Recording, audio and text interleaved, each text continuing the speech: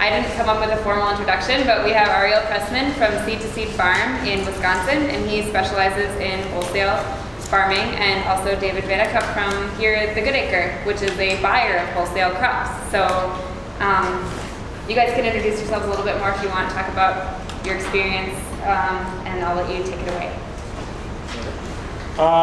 Thanks for coming, everybody. This is a good turnout. I'm going to turn off maybe one light up front here so you can see the TV a little better.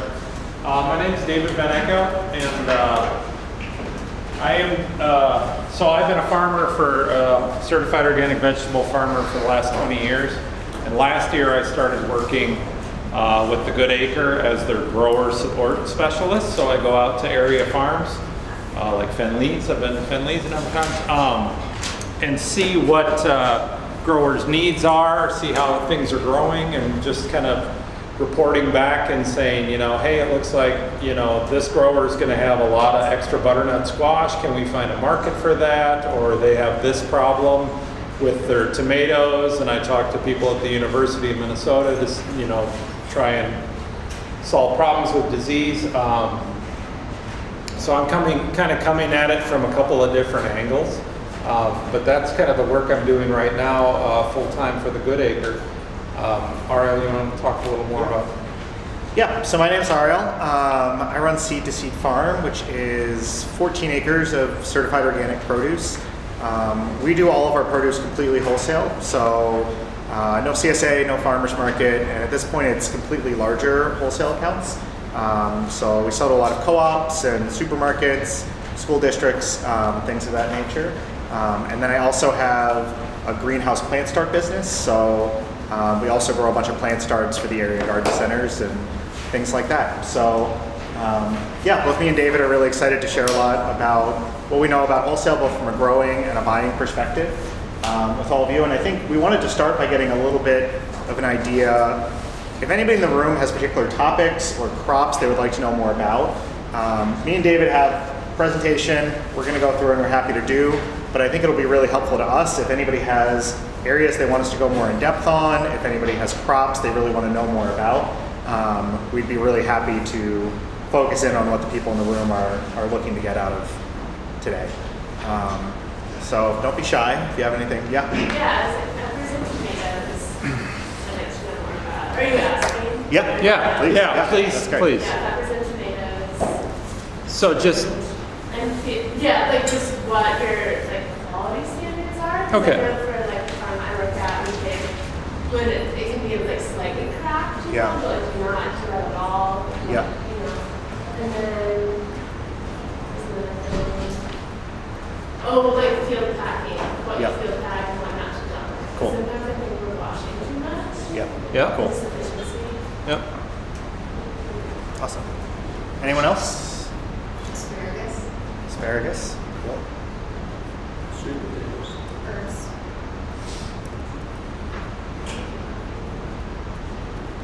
Fruits. What did you say? Fruits. Fruits. Strawberries, blueberries. Cool. Raspberries, apples. Awesome. We are vegetable growers, so I have to admit that up front, that fruit is a whole different deal. Even though a lot of the vegetables we grow technically are fruits from a botanical standpoint. That's true. But yeah. If you have suggestions for garlic and onions coming out of the fields? Yeah. And by the way, if anybody also has other things as we're going or more general topics, like if we're getting into food safety and you're like, well, this is either way too much or way too little information to actually be productive, feel free to raise your hand and let us know that you want us to get into it. Yeah, and feel free to ask questions during when we're talking, because this is just a dialogue. You know, Ariel and I have a lot of years of experience between the two of us and a lot of information to share, but we want it to be relevant to whatever you guys are doing. Yeah. Yeah. That This book is available to look at. Yeah. Yeah, you can look at that if you're have insomnia. Yeah. So I'll just tell you what that is since you asked about it. This is what you would get if you go and sign up for a FSMA grower training, you know, that's coming online next year. I'm sure most people in this room fall in the exempt category, so you don't necessarily need to worry about that. But some of the practices are good and they're important to know. But if you want to go to one of these, you should, because especially in Minnesota, they're subsidized and only cost $25. You get that book and you get 8 hours of information. Yeah, it's a good deal.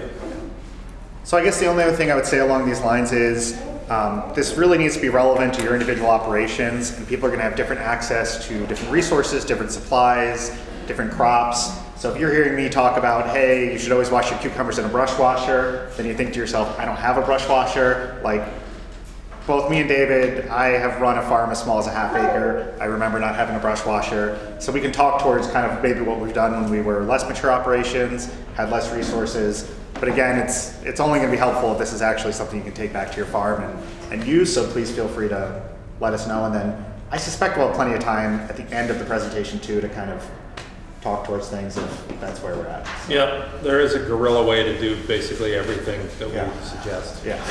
That's we've done it. All right, so do you mind if I just get started? Yeah. All right. So I'm going to be talking about post-harvest handling.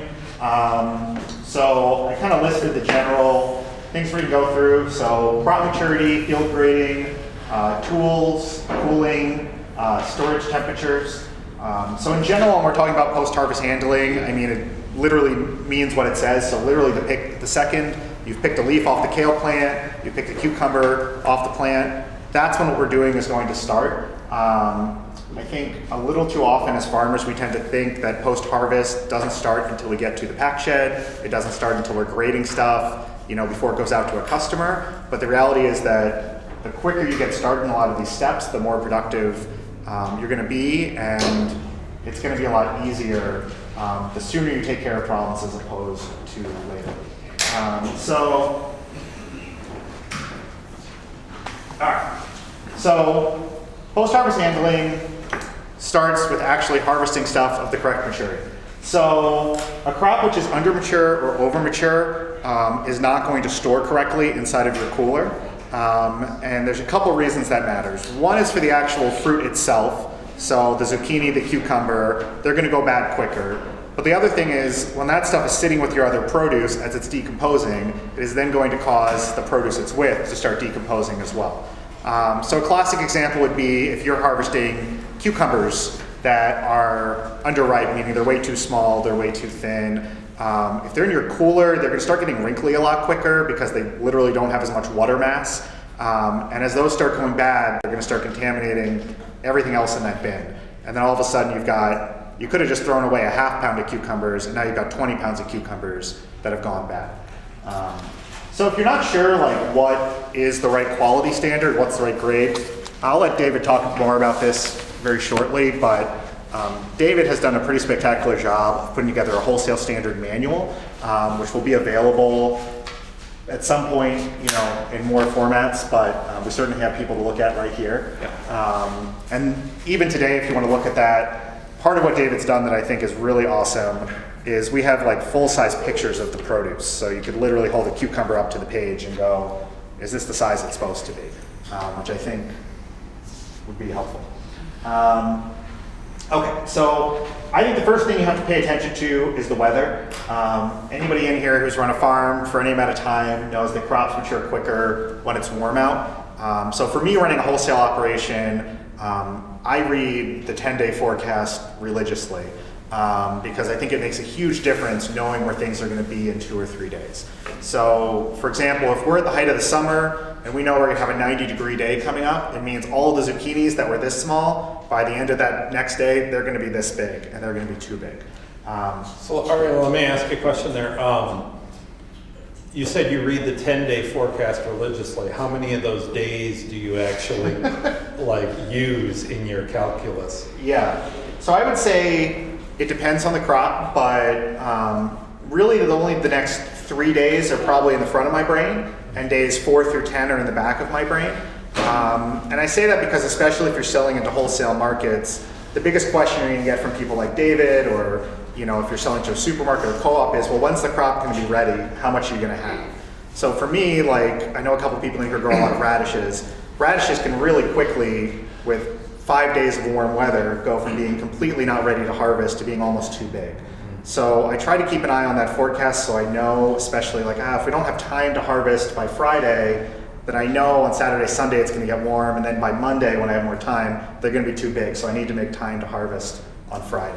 So I think there's some short-term planning and then there's some long-term planning that makes sense. If you're going out 10 days, I wouldn't worry too much about whether it says it's gonna rain or not, but I think generally the temperatures will be roughly within the range of what you can expect.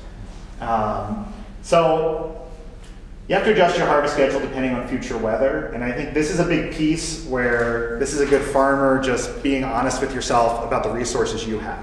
So if you're worried about having to change harvest schedules if it gets hot out, meaning if you are the only person working on your farm, if you don't have a lot of people that can come and help you out on a day, I think it makes a lot of sense to actually plan your crops around the amount of labor that you have. So for my farm, for example, we're big enough at this point to have a pretty big crew, so if we need to go out and harvest all the zucchini, there's 6 of us and we can get it done. But if it was just me, I wouldn't be growing any zucchini. So some of the crops that I think grow slower and have a much bigger harvest window are things like carrots, beets, peppers, tomatoes, kale, woody herbs. So by that I mean things like mint and rosemary and lavender and thyme. Crops that have a small harvest window, meaning they're going to go from being mature to over mature really quickly, are things like radishes, cilantro, zucchini, and cucumbers. So that doesn't mean don't grow them. That does mean you need to be able to plan for the fact that that window is going to kind of get smaller and larger at different points in the season. Asparagus certainly falls into that list. Yeah, So. yeah. And especially when we're talking about wholesale, I think one point I really want to drive home throughout everything we're talking about is that the standards are pretty tight compared to what you might be used to if you're more doing a CSA or a farmer's market. What the standards are sometimes depends on who you're selling to, but in the end of the day, when we're talking about something like radishes, the standards aren't what's a good radish. Unfortunately, there are plenty of good enough to eat sizes of radishes that people won't buy on a wholesale basis. So I think it makes a lot of sense to think about, you need a bit more of a narrow window. Like zucchini is the classic one. Zucchinis are all between like 5 and 8 inches in a supermarket. Doesn't mean they're bad when they're 9 inches or 4 inches, but at that point nobody wants them for whatever reason. Do you have restaurants that are more willing to take things that are, okay, you get a gigantic zucchini, you're gonna be fine with that, or? So what I've actually found is I feel like that's kind of the gospel, but it's actually the reverse in my actual experience. Like restaurants will say, sure, we'll take anything, but yeah, I mean, the reality is that sometimes the standards do correlate to better produce. So like a really big zucchini is actually worse because it's mushy on the inside. But a lot of the time, the standards really correlate more towards the type of machinery large farms use to harvest things, grading equipment in large factories. But unfortunately, the chefs have been trained in on the same standards that your average supermarket goer has. And so they're kind of the opinion they're getting something worse, even though it's not. So it's not to say no restaurants would take them, but I've generally found that to be kind of a false reality. I think a baker would be more likely than Yeah. So it's gonna a get restaurant. integrated into something. It's gonna be implemented. Yeah. Excuse me. Yeah. Why is he a great little guy? Oh yeah. So we've got this right here, and this is. Do you mind if I pass this around, Dave, or do you want to hold on to it? No, you can pass it around. So this is a guide that David has put together that is going to assist farmers in knowing how to grade their produce in the field. Yeah, so that's something, it's not finished yet, it's not printed, but that's just one I printed out for tonight just so you guys could look at it. But basically what we wanted to do, what I found last year is that here at the Good Acre, we had a lot of produce coming in from different farmers who weren't necessarily used to growing wholesale, so they maybe didn't know what size of things to pick and pack in boxes. And so what I saw a need for was something to really relay that information to those growers, and also wanted to do it in such a way that it would work for multiple languages, because it's really mostly pictures. So just something to provide. We work with a lot of organizations like MFA or like the Hmong American Farmers Association or the Hmong American Partnership, who work with a lot of growers who English isn't their first language. So I was interested in some of the most common wholesale crops having something that growers could use, and maybe even more important, but growers could hand to somebody who's working for them without having to explain. Because I mean, you guys all know as farmers, we're always focused on the quality and we always are making good decisions there. But the moment you have somebody else helping you, it's really hard to get them to have the same level of passion about the quality that you do. So hopefully something that can work for growers to hand to somebody who's helping them for the day. Hey, we're out picking cucumbers. Here's the sheet for cucumbers. It needs to be this size. You know, it says right on the sheet. You know, you can stick the cucumber up there if that helps. So it's just 12 crops that we did that for, just because those are the most common ones that we're seeing here at the Good Acre. So just one other thing before I move on, I guess, is just to hit on a couple of the crops that people had asked about. It's like sweet potatoes, I think, it has its own set of issues, but that's a great crop where it technically has a pretty large harvest window. It's generally between whenever it's mature and whenever it gets too cold. So it doesn't need to be harvested like that day. I know on my farm, it's usually one of the last things we usually get to. I think there's other quality issues that usually come up later down the line, and we'll talk about that. But, all right, so just real quick, there's more that matters than temperature. Or actually, this one is about temperature. So you have to plan out what time of day you're harvesting, so it doesn't just matter, say if it's generally hot out or it's generally cool out. You know, most farms in this room, we're gonna be harvesting all day. So that means you need to know how to order things based on the temperature. So in general, crops where you're eating the leaf, or that's the point, you need to harvest early in the day. Those crops are way more susceptible to heat damage, and they're also way more susceptible to getting so heat damaged that even if you bring them inside and put them in a water bath, they're not gonna come back. So we do a lot of kale on my farm. Every year we have one day where we accidentally go too late into the day, and then we literally have hundreds of bunches that get so kind of limp and wrinkled they can't go back to looking like a normal bunch of kale. So crops you can do later in the day are generally things like cucumbers, zucchini, tomatoes, peppers. But I think something really important to keep in mind is that just because you can harvest them later in the day doesn't mean that they're not affected by heat. Because if you think about it, like a cucumber weighs maybe a good cucumber weighs like a ½ pound. That's a lot of actual mass that's going to absorb the heat throughout the day, and then you need to be able to get that heat back out of the cucumber.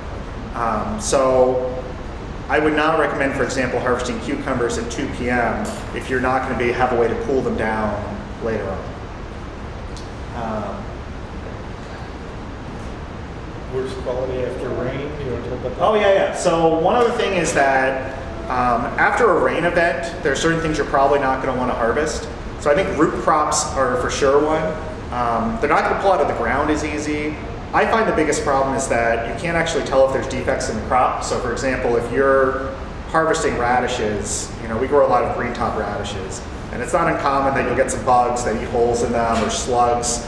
And if they're muddy when you're harvesting, there's no way to know if you're picking a bad radish or not. You don't find out until you're in the pack shed, and then you're washing off and every bunch has 2 or 3 bad radishes on it, and you're kind of out of luck.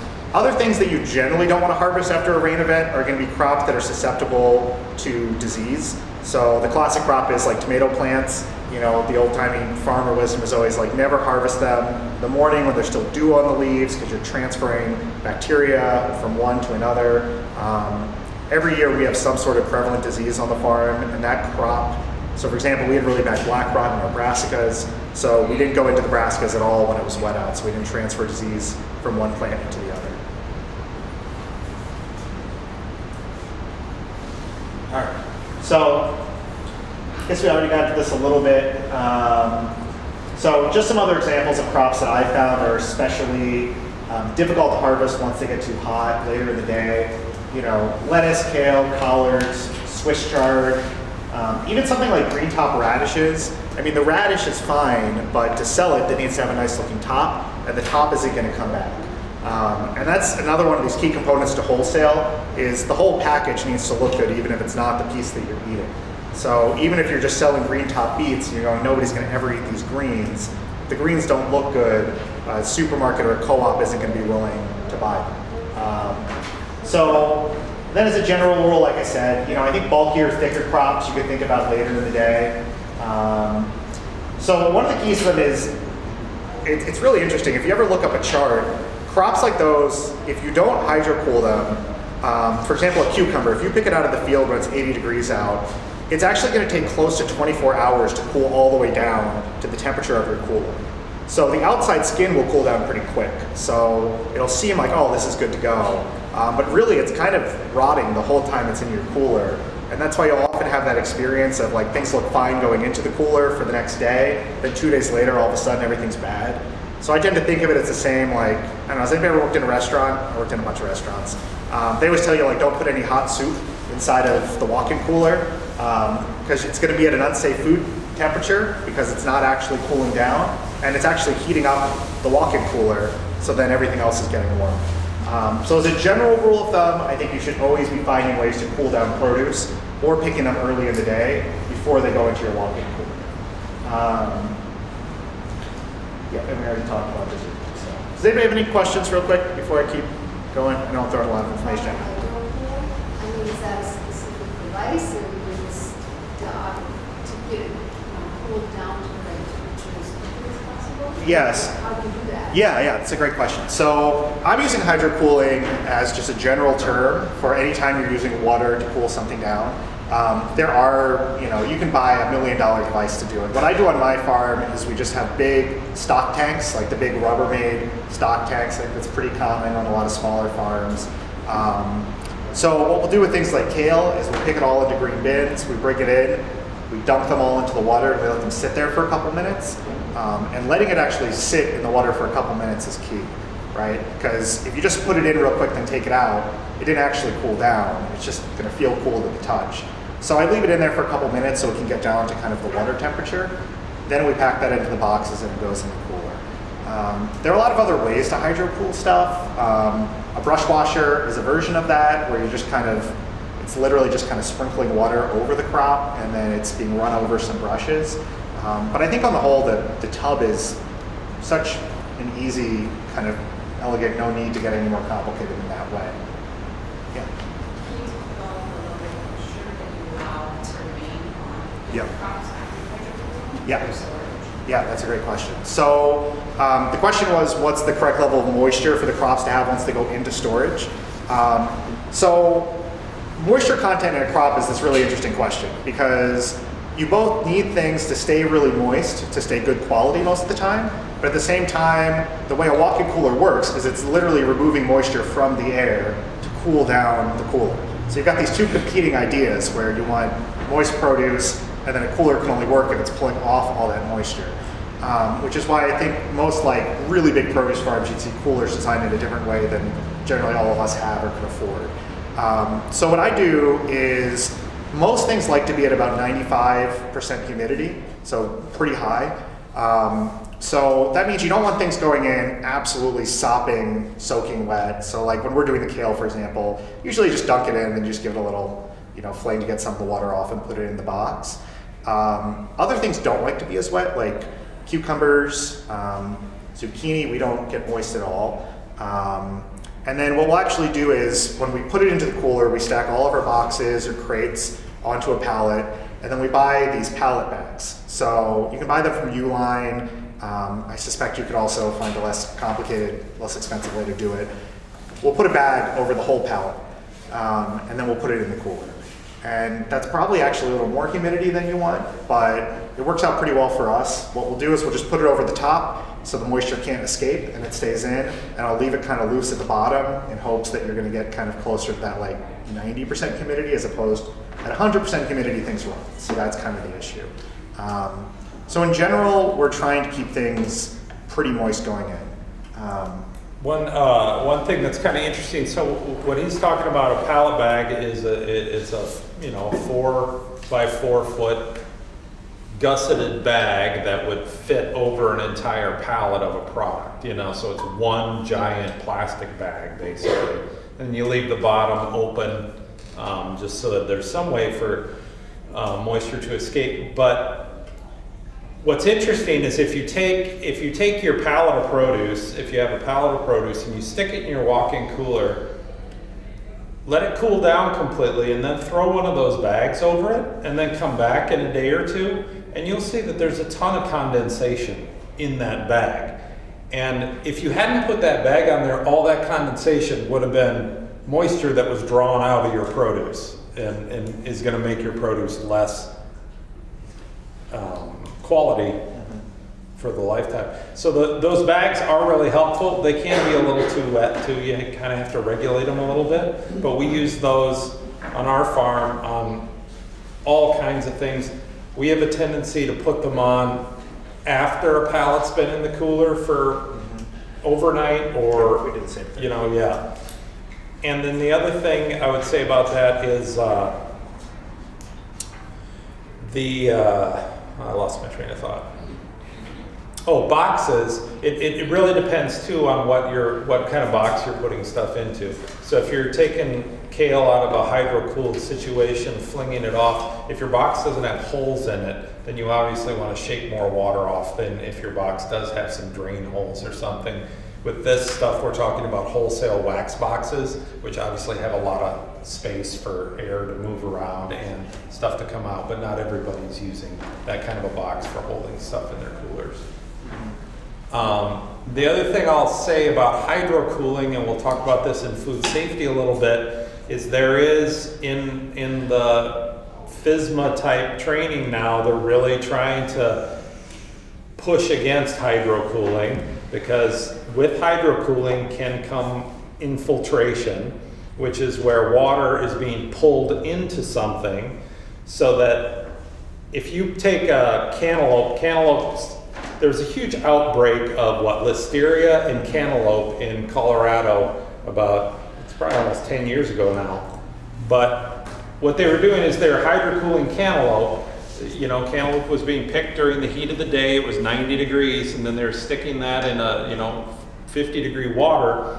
If you have that much of a temperature differentiation between the interior of that fruit and this cold water, there's actually a suction effect that will happen there, that fruit will actually suck in some of the water that's in that tub you're putting it in.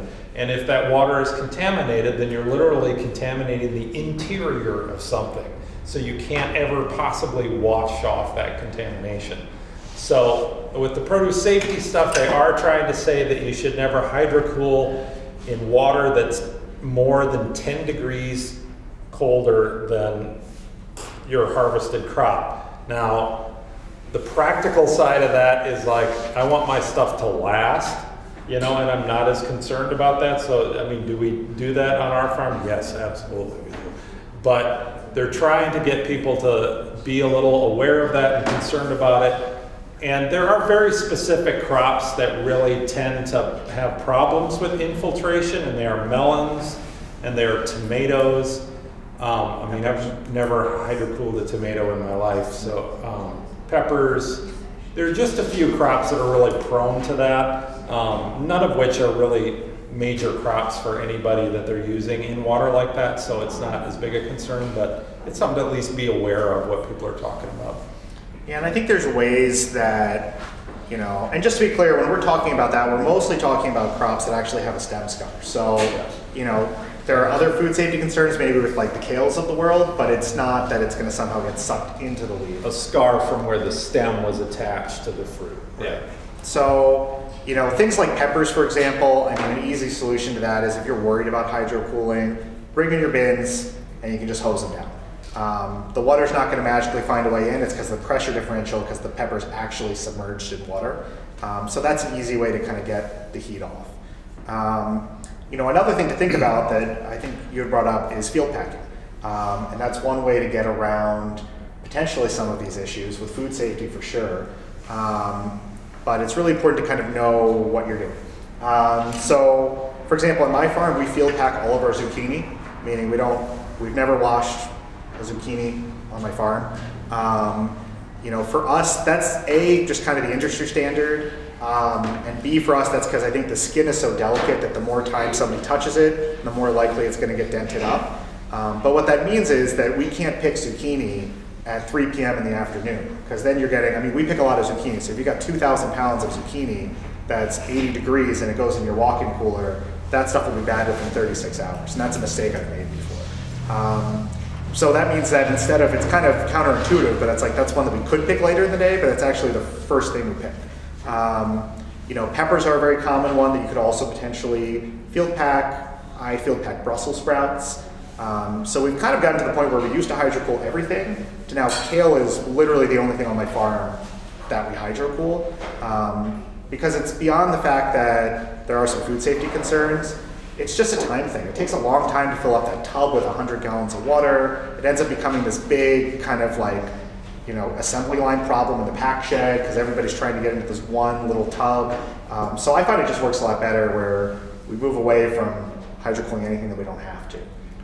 Yeah, and I mean, I think too, as you go on and are doing more wholesale, you'll find that with hydro cooling, one thing that also really can save you time is to not be hydro cooling individual pieces, but maybe hydro cooling entire cases of things at once. So are you guys hydro cooling a packed case of kale? We're not actually. You're not. Loose.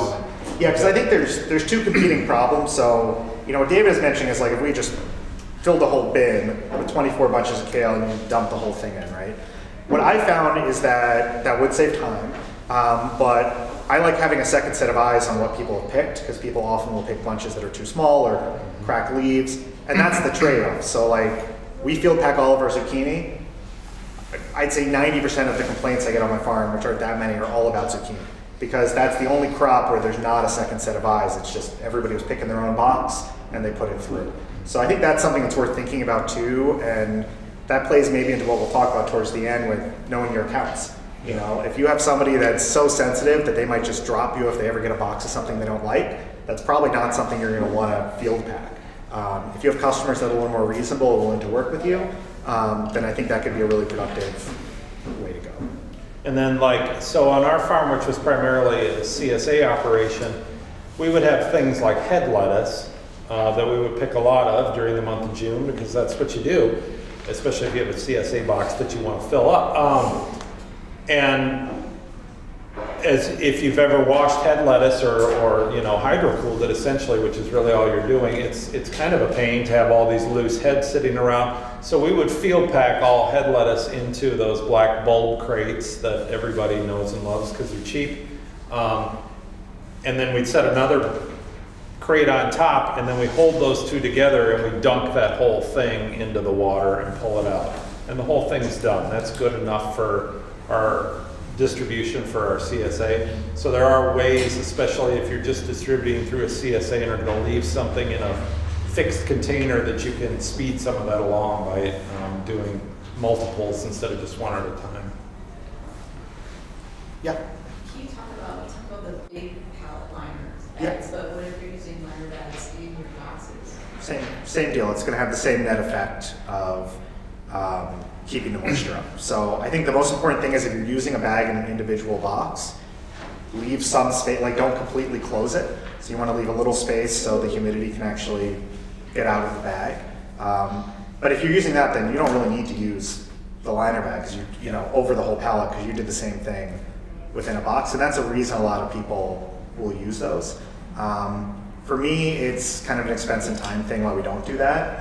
It's just cheaper to have one big bag to go over the pallet, and it takes less time, so you don't have to spend all this time lining every box. And that's the only reason we do it. But I think it's much more common on CSA farms and things like that to use the liners too, because then you just pull it out of the box and the box is completely undirtied and you can just use it again. I think if you're doing wholesale, the one issue you can run into with liner box or liner bags like that is that really is 100% humidity environment.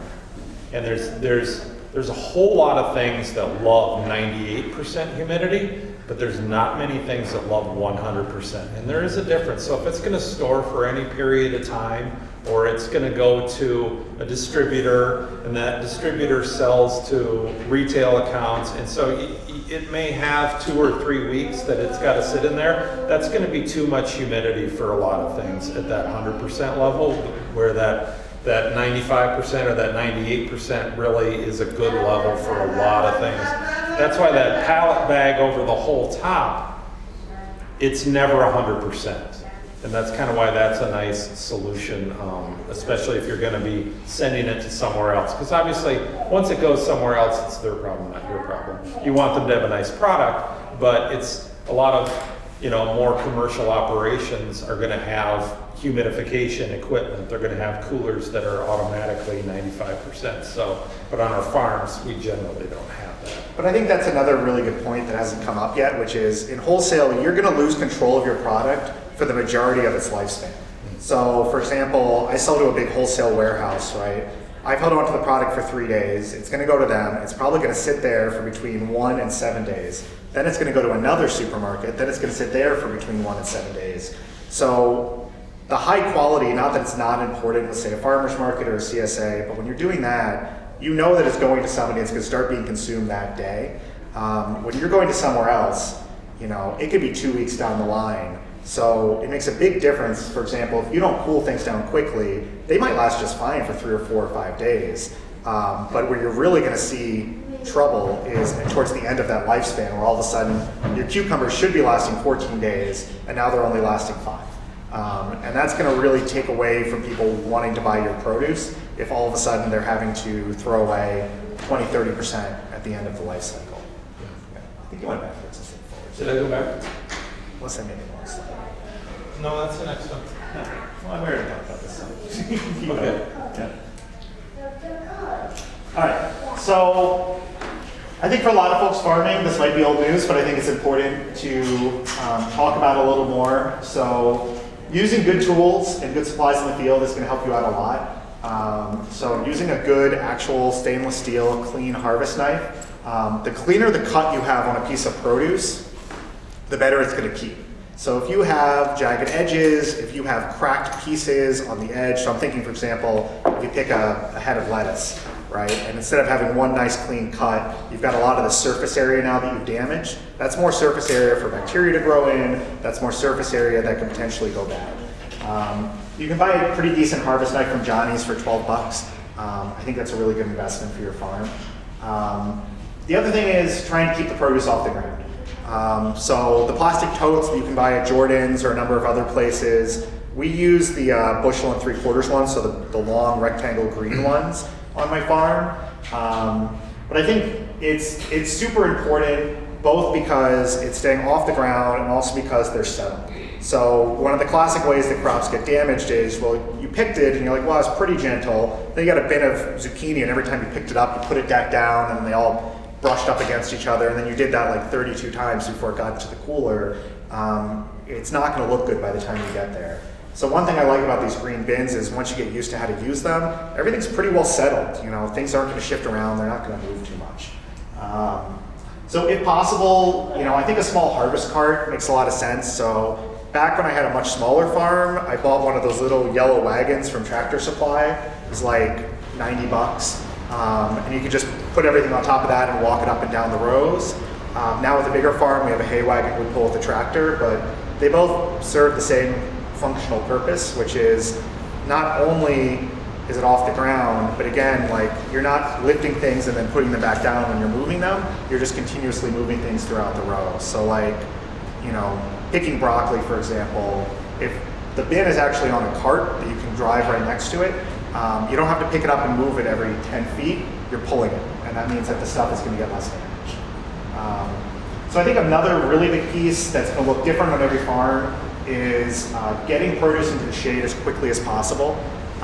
So I'll give you an example of what happens when you don't do this. So on my farm 2 years ago, we still have what I refer to as the Great Cucumber Emergency. And that was where we picked, I think it was like 3,000 or 4,000 pounds of cucumbers. And I thought, like, cucumbers are hardy. And we picked all the cucumbers, and it was the afternoon, and it was lunchtime. I was like, I don't want to get everything. We'll just eat lunch, we'll come back. They're cucumbers, they're indestructible.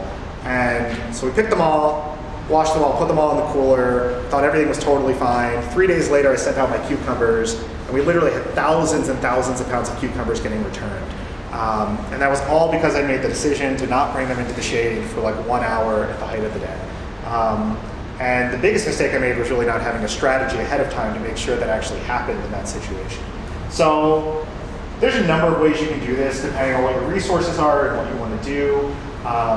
You know, the way a lot of bigger farms will do it, and what I'm actually going to do next year, is build a canopy over whatever your harvest wagon is. So if you have a hay wagon, you know, for $100 of PVC and tarp, you can literally build something right there where everything can be under the shade. If that sounds like too much for you, even putting up like your farmer's market tent or something in the field, or just a tarp and making a little lean-to, just something so as soon as you pick it, you can put it over there. Because the important concept is produce starts spoiling the second you harvest it. So the longer you're leaving out there in 75, 80, 90 degree weather, it's just gonna get hotter and hotter, and it's gonna reach this point where it can't really come back to being good quality produce. So you wanna get it into the shade almost as soon as it's picked. What we've done on my farm for years, which is like the most basic method, but I actually think works pretty well, is stack your totes on top of each other. So literally, if we pick a tote of kale, and that goes on the hay wagon, and then the next tote goes on top of that tote. And so the one that's been in the field the longest is kind of in the shade. It's not the ideal method, but it's the one that costs $0. So I think it's important to think about it. The really $0 method a lot of people do is like shade under a tree, which I really don't recommend for food safety reasons. Lots of things are climbing in trees. You don't want them near your produce. Yeah, I got one other $0 method.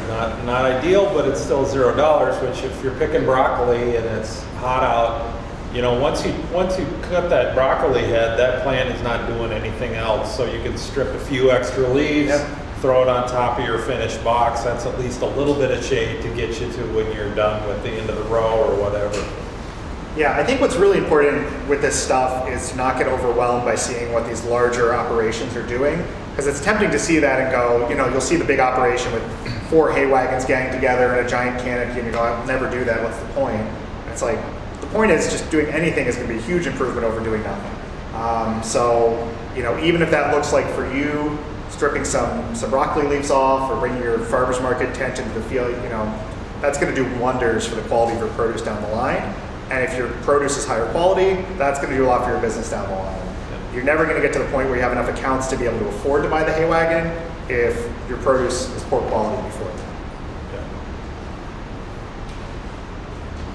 All right, so now we're in the pack shed.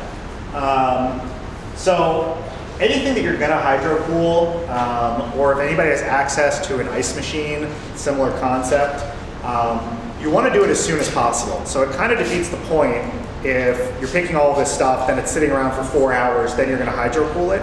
The point is that in the heat, the produce is decomposing. And if you can think about it, if almost like a video game, if a leaf of kale has 100 points of decomposing before it just goes bad, it's going to start accumulating some of that every hour. And just because you cooled it down 4 hours later doesn't mean it's all the way back to perfect. It means you've already kind of taken away some of its lifespan. So for us, what that often looks like is making multiple rounds between the field and the pack shed, and planning that out. So normally what we'll do is we'll all go out as a crew, we'll harvest kale together until we get, you know, X amount that I know is a good amount. And then when I drive back in, I'll drive one person in to start processing. And then that person, the rest of the time, will stay there and just continuously process whatever we have. If I had everybody stay in the field for 3 or 4 hours and pick all the kale, A, the kale would be in the field for 3 or 4 hours. B, we only have a small tub, so it's gonna be another couple hours before all the kale actually makes its way into the water. And by that point, it's already decomposed too much. And that really goes for pretty much anything you can pick. Different things like different temperatures, but whatever temperature they like, they should get to as soon as possible. So one thing we do is, like, if you harvest more than actually fits in the wash tub, just spray it down with water. So what we'll do is, like, when we bring in that first bunch of kale, we can maybe fit 10 cases of kale in the actual tub. Everything else we'll put up, you know, on our roller tables, and then we'll just hose down with a bunch of water. Again, it's not perfect, but it's a lot better than just letting it sit there. It's getting a lot of the field heat off. So the most often hydro-cooled crops are going to be leafy greens.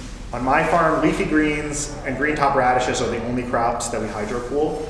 And then things that we use in the brush washer are crops like cucumbers, zucchini, and peppers. Generally that gets them cleaner. Generally they don't need to be hydro-cooled, and with crops like peppers, it's also a food safety issue. And then the other piece, which might seem obvious but sometimes gets missed, is once you've cooled the produce, you have to move it into your cooler as soon as possible. Can't tell you how many times on my farm I've my crew has washed a pallet of kale and then it just ends up sitting there for 2 or 3 hours and people are missing that last like 20-second step. So it's the same thing. If you cool it down right, it's almost worse because you cooled it down, you went from hot to cold, then it's going to hot again, then cold again. And it's that up and down that really ends up causing major trouble for crops. Yeah, the other thing I would point out too is, as Ariel's talking about how important it is to know how much time you're going to be in the field with harvest, and that's just harvest planning. Just knowing ahead of time for your harvest day what it is you've got to harvest and how long each thing's going to take, so that you can make those good decisions about someone's got to come in and start washing because we don't want to be picking the kale for 3 or 4 hours and leaving it sit out there. You know, if as soon as you get down a rhythm and know how long things are going to take you in the field, make a note of that. Write it down. How long does it take us to make a bunch of kale? How long does it take us so that when you get that order and you have to fill it, I mean, in the case of you guys at MFA, I'm guessing, some of you will be responsible for like a single large order sometimes, like you got kale for week 6 or whatever, and so all of a sudden you're going to go from bunching, 6 bunches of kale a week to 85 or something. You need to have a good idea of how long that's going to take you, because there's nothing worse than getting to 3 o'clock in the afternoon and realizing you are not even halfway through your list and things are going to not be in good shape by the time you get done. Yeah. Like the green pop process, or the time limits also how long someone should have to cool, like can you hydro cool something too long? Yeah, I think you can. I don't know if there's a formal number I would use, but I would say in general, I wouldn't want anything in a tub for more than 15 minutes. So I think when you're putting the produce in, for us that looks like normally what we'll do is you're kind of putting some in while you're taking out the rest of it. So the easiest way for us is like, we used to have like 2 tubs, and then you just fill up 1 tub, fill up a second tub, start packing all that stuff, go over to the second tub, fill up the first tub again.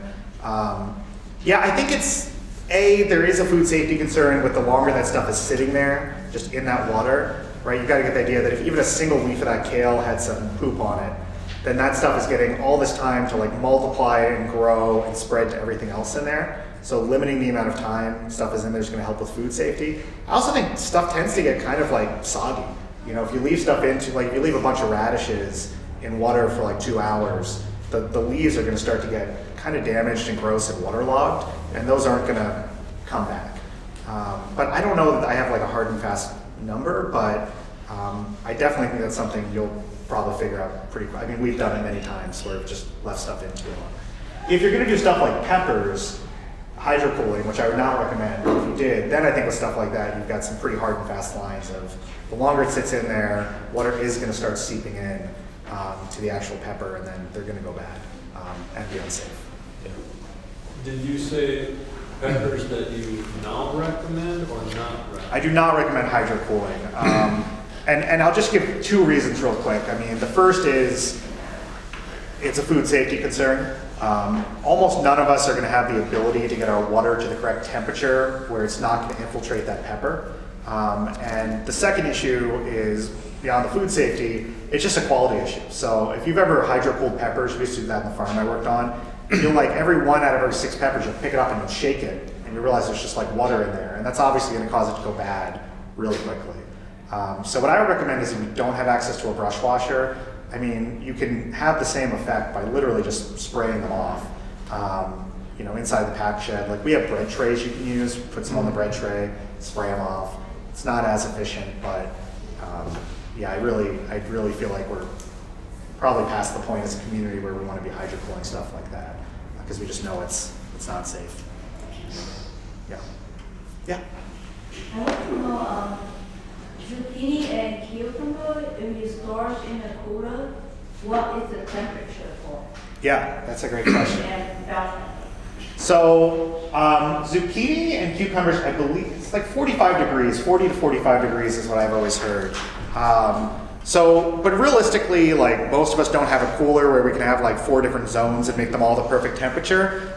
So what I do is all the leafy greens, like literally whatever you're using, if you have a cooler with a CoolBot, you have a walk-in cooler, literally what we did, this is a great idea from one of my employees, just hang thermometers all over the place because your temperature, your cooler is going to have warm zones and cool zones depending on the airflow. So for us, the warmest part of the cooler is, the fans that are blowing the cold air. It's coldest on the opposite side where all the cold air is blowing and settling. So that's where we keep all of like our kale and our cabbage. The warmest part is directly under those fans because the air has to like recirculate all the way around. So that's where we keep all of our zucchini and cucumbers and peppers because that's the warmest part of the cooler. Also, with most coolers, the closer to the door you are, the warmer it's going to be because the warm air is coming in through the door. Generally, that's going to be like the leakiest part of the whole thing. So we'll keep all of that kind of stuff towards the front and the back, and then the stuff that needs to be coldest is towards like the very far side and opposite of the fans. And that works well for us. I mean, it's the same thing, right? Like, if you read one of these big books about growing in California, they're going to tell you everything's going to go bad if you don't keep it at exactly the right temperature. We've been totally fine. I mean, it's, I think under those fans for us, I've measured, it's about 38, 39 degrees in the warm part, and then it's about 34 in the cold part, and that's been fine. I'm sure that they're not keeping quite as well as they would have if it was the perfect temperature, but for me, it's been good. There's a couple other types of produce that have different storage conditions. So tomatoes, I'm sure everybody knows, should never be kept in a cooler. A lot of reasons, but the cold temperature ruins the texture of the tomato. Tomatoes like to be kept more at 50 degrees. They're actually fine at much higher temperatures. They're just going to ripen quicker. So for me, for the first year I was farming, I mean, we literally had like a bay of a garage that we just kind of put a little rack in and we put them all in there. It wasn't temperature controlled at all, but you just have to keep an eye on the temperature. If I knew it was going to get up to 80, I knew it was going to be pretty hot in the garage, which means they'd be ripening pretty quickly. But if you have access to an air conditioner or something, you can certainly get closer to 50 degrees. Winter squash, also store best at around 50. Actually that's another thing we've actually stored in our garage. And that's been totally fine. The one thing I'll say is tomatoes you never want to store with anything else. And maybe the one small thing I can say about fruit is you never want to store fruit or tomatoes with anything else. Fruits generally give off what's called ethylene gas, which spoils things really quickly. So if you ever heard to never keep bananas with anything else, that's because they put off so much ethylene. So if you have tomatoes in the same area as anything, they're actually going to make those things go bad. So we have built, at this point, we have a whole nother kind of storage area where we keep tomatoes and tomatoes only, so they don't make things go bad. And you can smell it. I mean, when you go into a room full of tomatoes like that, it smells like, they're ethylene producers as well, which is, if you want to ripen tomatoes faster, put them all in the same room together and they're going to ripen faster because they're producing the same ethylene that's, if you go to the Bix or whatever, they get in green tomatoes and then they gas the room with ethylene to ripen them, just like they do with bananas. It's the same thing. It's also something to avoid with other types of produce because it can make it taste bad. So like, you never want an ethylene producer with carrots, for example, because if you store apples and carrots together, you will ruin all your carrots. So I think that's the last slide I have on my section. Anybody have any burning questions on kind of what we talked about before? We're going to move on to food safety with David. Yeah. Would you mind touching on other root crops? Yeah. So most root crops like to be really cold. They're going to be as close to 32 as possible. Root crops are a kind of interesting one because frankly, it doesn't matter if you're going to sell them quickly. So like if you're harvesting carrots and then you're going, I'm just going to sell them in 2 days, you can do pretty much anything you want. I mean, I don't recommend this, but you could probably just like literally leave them out and they'd be fine for 2 days. But most of us are harvesting root crops because we want to be able to sell stuff over the winter, and that's where the good storage makes sense. There's a lot of different dogma on like how to do it. So some people don't believe in washing any of it. Some people think you should wash it all. But I think the most important point is like same deal, getting it out of the field and getting it into the cold quickly is really important because if you need that produce to last like 6 months, any number of days that you're taking off of it on the back end is really bad. Generally, those crops also want really high humidity, so you're going to want to keep stuff like pallet bags over the high moisture, because the whole idea is like if you ever get a bad carrot that's like kind of bendy, and that's literally because it's lost the moisture. So, yeah. Anyone else? Yeah. Are you using any like sanitizer for your Postharvest handling? I mean, we use Sanidate. Yeah. But I don't know if you're going to be using for every crop, and you know. So I'll be interested if David has a different opinion than me, but I don't. Maybe this will be a good debate or not. We use Sanidate for cleaning our surfaces at the end of the day, but we do not use any sanitizer in our wash water. I think there's a lot of different ideas about whether that's a good idea or not. The reason I've chosen not to use it is because in many ways, using sanitizer incorrectly potentially is just as bad of a risk as what it can resolve. For us, we have a pretty hectic pack shed, a lot of people coming in and out, and thinking about the fact that every time that water tub gets filled up 3 times a day, it needs to be at the perfect concentration. And sometimes my crew can't even remember to turn the water on or off. So like, you know, that's something where I want to eliminate that potential step. That being said, yeah, you are taking a risk, and I think food safety is about measuring your risk. So the compromise we use is we'll sanitize like the whole wash tub at the end of the day. We'll sanitize all the surfaces to kind of reset everything, but we don't use any sanitizer actually in the wash water. And I would concur with what Ariel says. I mean, I think for sanitizing hard surfaces and tools and totes, that those sanitizers are great. But I you know, as a certified organic grower, I get a little nervous about putting a chemical in the water that I'm washing the produce in, even though it's labeled for that. That's what it's supposed to do. Now, the only exception I would say are a couple storage type things. Winter squash, washing them with a solution like that before they go into storage, if you're going to be washing them anyway, I think definitely reducing the potential fungal load that's on the outside of that squash can really make a difference. I've heard some people say that about potatoes, but I've never had that much problem with potatoes going into storage. The other thing I might consider doing it for is if I was going to sell salad mix. You know, people who sell a fair amount of salad mix and have a way to really wash and dry it well, I would, because the biggest factor with salad mix, if you can't dry it well, then it's going to be problematic no matter what. But if you can, then the next thing I would do is consider putting in a Sanidate or something like that to keep it better.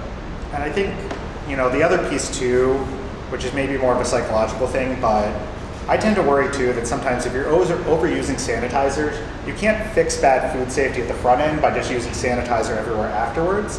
And I just worry for myself, like I always think like there was a study that when anti-lock brakes got introduced, everybody just started driving 10 miles an hour faster. So like there was no net like safety effect. And I think with sanitizer, you can sometimes run into the same thing where it's like, well, there's sanitizer, so that piece of produce looked a little sketchy, but it's okay, we'll just throw it in the top. And that's obviously, you can choose to not do that, but I worry for myself and my farm that we have to take things a little more seriously, you know, around what we actually use and what we serve, because we know that's what people are actually doing. Yeah.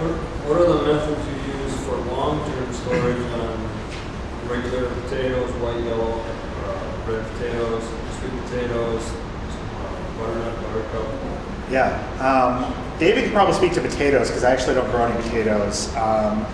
You know, one thing I've done, just to be entirely honest, is we don't long-term store anything on my farm because I feel like you end up getting a lot of loss given kind of what I can afford to put up. What we've been able to do is, so for sweet potatoes, my tomato cooler, so I built this little walk-in cooler for my tomatoes that stays warm. All the tomatoes are done by like the start of September. Air it all out, bring in the sweet potatoes, and then we keep that, you know, we actually bring the temperature up to like 85, 90 to cure the potatoes. Then we just bring it back down to 50 to store the sweet potatoes in there.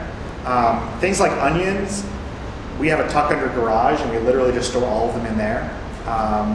Again, it's not perfect, but you know, for 3 months or so, it works great. For squash, That's kind of tough. I've chosen not to store squash for that long because I feel like squash work great when they're cured right and when they get to the right temperature. We've had a lot of issues with squash going bad if you have a lot of temperature fluctuation. Like this year, first time in my life I ever had a whole load turned around of something because it was all butternut squash that the temperatures were going up and down in the fall so much and they just kind of couldn't take it. So I don't know, David, you have... Yeah, I mean, I would say for potatoes, I mean, well, first for sweet potatoes are one of those crops that, like, unless you're going to grow a significant amount of them, like, you know, I mean, would you even consider yourself growing a significant amount of them? Yeah, they have their own requirements universally across the board, like different than every other crop. You know, so it's really hard unless you're going to go all into sweet potatoes to have ideal conditions for them because nothing else requires those conditions as far as this curing process in high humidity and then going into a fairly warm storage. You know, I guess winter squash is pretty close to what they need for that warm storage. Regular potatoes, you know, we store our storage ones fairly cold, you know, so if you're going to store them an extended period of time, you really do want to get them down into the 35-degree range. Now, you don't want to eat a 35-degree storage potato because it's going to taste sweet, and that's not what you want. So in order to get that long-term storage out of them, you have to bring them down to that cold, but then before you deliver them, you have to bring them back up. So you got to bring them back up to like 50 degrees for a few days, because what's happening in the potato is all that starch, when it gets that cold, it's converting to a sugar, and that's why they taste sweet. So you have to, thankfully, they readily reconvert. So as soon as you warm them back up and bring them back up to temperature, those sugars go back to starches and they taste like a potato. So like all the big potato farms, that's what they're doing. They're stored pretty much almost at freezing, but they bring them back up, you know, whether they're making French fries or potato chips or whatever. If they tried to chip a potato that was at 33 degrees, it would just burn like that in the oil because it would all be sugars rather than starches. So they bring them back up to temperature for a few days so that those sugars all convert back to starch. But I would say for storage crops, maybe one thing to think about is work backwards. Like how long do you need to keep it and sell it? Yeah. And then that can determine, you know, what infrastructure you need, and that can determine whether it's worth you having. So for us, is it worth, I don't think I can sell enough onions to pay for a $20,000 building to store onions until, you know, April. So for me, the line was, well, I've got the infrastructure to do it until the end of November, so that's where we draw the line. But if you had a reason you needed them longer, then that's, you kind of want to work backwards instead of forwards with that. And I think just to touch on winter squash, I think the one place that a lot of people have difficulty with winter squash is they maybe have a warm part of a barn or a garage that they can stick a little milk house heater in to keep it above freezing. And that can work in the very short term, but the problem is squash wants to be fairly warm, you know, really 50 to 60 degrees. And it really wants airflow. And if you stick it in an area that's just going to stay warm with a light bulb or with a little heater or something like that, it's not going to have adequate airflow to keep that stuff from getting fungal growth. I mean, it's as much temperature as it is movement of air that reduces the ability of some of these organisms to grow and rot your produce. Okay, so we'll just go on. Oh, we're almost at 7 o'clock already, so we'll try not to keep you guys too late. So food safety. I'm going to talk a little bit about this because I've been doing more work around it. I actually attended the, you know, so everyone knows FSMA, the Food Safety, I should even know what the acronym stands for. Food Modernization Act, thank you. So I'm actually an official trainer for doing these grower trainings, even though I haven't done any of them because I don't have time. But I went to the trainer program and learned all that information.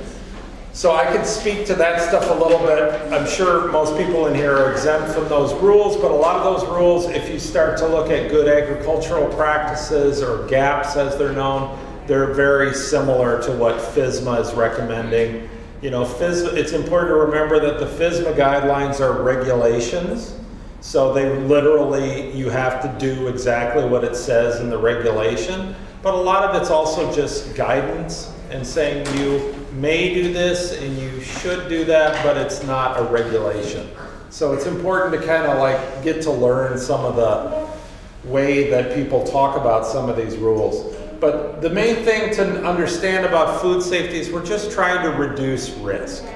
You know, it's not, nobody's trying to guarantee that everything is perfectly safe. We're just trying to take good steps to reduce as much risk as we can. So we'll talk just briefly about a few ways to do that. We'll talk about water quality, pest control, cleaning and sanitizing, which we already talked about a little bit, and doing the food safety plan. So there's some quick and easy ways to reduce risk on farms. Number one, obviously good hygiene is important. You know, everybody knows they need to wash their hands. You need to have hand washing stations.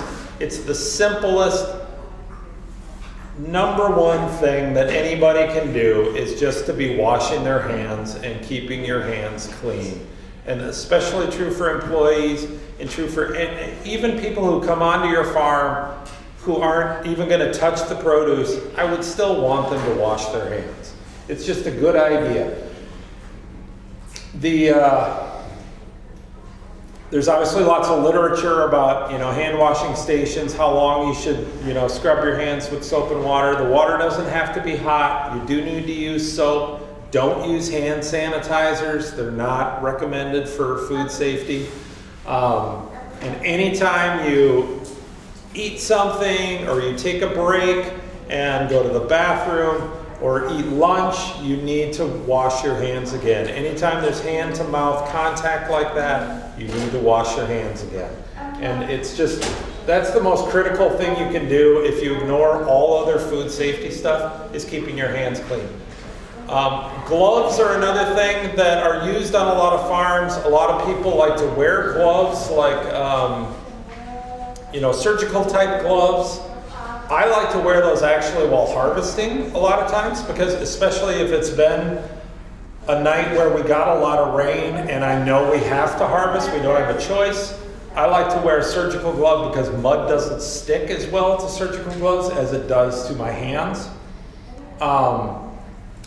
And those are fine from a food safety standpoint, but you should wash your hands before you put on gloves, and you should wash your hands after you take them off. You should always be thinking about that, and you should be changing gloves frequently enough so that they're not getting overly dirty. It can be hard to do in a muddy situation. They're going to get dirty instantly. Being aware of the health of your farmers and anyone who's working on your farm is also a good food safety consideration. If you're sick, stay home. You know, it will wait for another day. But harvesting produce while you have a cold and are wiping your nose, or if you have diarrhea, or if you are coughing, these are just general, obvious rules that are important to think about as far as food safety is concerned, and to think about your employees. If you've got someone coming to work on your farm and you notice that they maybe aren't working at the pace they usually work, they're coughing all the time, they're sneezing, you need to tell them to go home for the day. I mean, it's hard to do that with people because they need the money that they're going to make that day. But for the safety of your business and your product, you need to be able to tell people that, hey, you know what, I'm going to have to do this today because you're not. Or you can give them a job where they're not in contact with the food, but on a smaller farm, it's really hard to, you know, it's not like you have an office job that they can do for the day or something, unless you want them to post to your Facebook page or something. Ariel talked a little bit about keeping stuff off the ground. We do that for a number of reasons, but that's true in the field. It's also true in the packing shed. And you can think about it, it seems a little silly sometimes because things grow on the ground, the cucumbers. Why do we need to keep the cucumbers off the ground? They're growing on the ground. We're picking them off the ground. And really the thing to be thinking about with that is like, it's really about the humans. You know, it's not about the cucumbers. So our feet are walking all over our farms. Our farms might have chickens on them. Our farms definitely have animals of some sort, even if it's just deer coming and pooping down the lane. If your boot's going through those places, tracking those types of bacteria into where you have produce, that's what the concern is. It's not the concern that the cucumbers should never touch the ground, because we know they grow there, but it's where your shoes have been, where your employees' shoes have been, thinking about that all the time. The same is true in the packing shed. We don't want anything on the floor of the packing shed. On our farm, it was always, if something hits the ground, it's compost. We're not using anything in any box that ever hit the ground, because we don't know whose boots walked by that spot before that thing fell there. That's also why we're never going to set a box full of produce directly on the ground. It's always going to either go on a pallet, it might go on an empty crate, it might go on little mini pallets. Sometimes we've used things like that. Or you might just build up little shelving areas in your packing shed that you can set things on. But they never want to go on the same surface that your feet are tracking things in from. And then the obvious thing is no poop. You know, if there's, you guys all know what bird poop looks like when it hits something. That's no longer good. You know, it just, I wouldn't even keep it for yourself to eat. It just, unfortunately, is compost. I know it's hard when you have an heirloom tomato, and you know how many heirloom tomatoes you have to throw away anyway because they're cracked or rotten or whatever. When you've got this $5 heirloom tomato that a bird crapped on, you really want to just wipe that off and keep it, but you can't. It's just not, the risk is too high. Would it be fine? It might be. But again, this is all about risk and managing risk, and the risk is too high in that situation. You don't say anything about that? Yeah, I was going to say, I mean, one thing I always try to think about when we're dealing with, especially poop on produce, or produce that gets dropped on the ground, is the amount of money you would make if you sold that produce and the amount of money you would lose if you go out of business. Like, because that's literally the equation. So I think, for example, about, I don't know if anybody followed like Chipotle. They had a couple things a couple years ago where some people got sick, mostly because workers were coming to work that shouldn't have come to work. So it was probably one manager who said, you know what, I don't want to be understaffed today. That's going to stink. Chipotle's like market value lost like billions of dollars with a B for one bad decision. So for me, I always think about, yeah, it is really frustrating. I mean, I can think we had one day last year where somebody actually dropped a box of heirloom tomatoes on the floor. It's like, that's like $40. It's a lot of money. But then you have to do the price comparison and go, well, if I send this to a customer and somebody gets sick, and that customer buys $10,000 of tomatoes every year, and it's all I lose is them even, it's $40 versus $10,000. So it's the price comparison is always just to leave it. And we do the same thing with like, even deer poop in the field. We have a lot of deer on my property. So what we'll literally do is if somebody finds deer poop, it's their job, they have to say it's here. We literally draw kind of like a 10-foot radius around it, and then we just leave it. And we've had years where it stinks. You get so many deer throughout the year, I mean, it feels like you can't harvest half the patch. But again, it's just not, it's not worth it. It's never gonna be worth it, because if you're thinking long-term for your business, getting people sick, you know, is never gonna work. And I think Ariel brings up some really good points talking about what they do on their farm, is because, you know, we'll touch on a food safety plan and what that means, but that's really what it means, is just deciding, you know, no one told Ariel that, hey, if you see deer poop, you need to like draw a 10-foot radius around that deer poop. Ariel decided that on his own, and that's what's really important about a lot of this stuff, is you really do get to decide that. You put it in your food safety plan, and then you just do whatever that says. You make the decision, you do what's right for your farm and your business, you document it, and then you just follow it. It's really that simple, but it is that important too. You have a question? Yeah.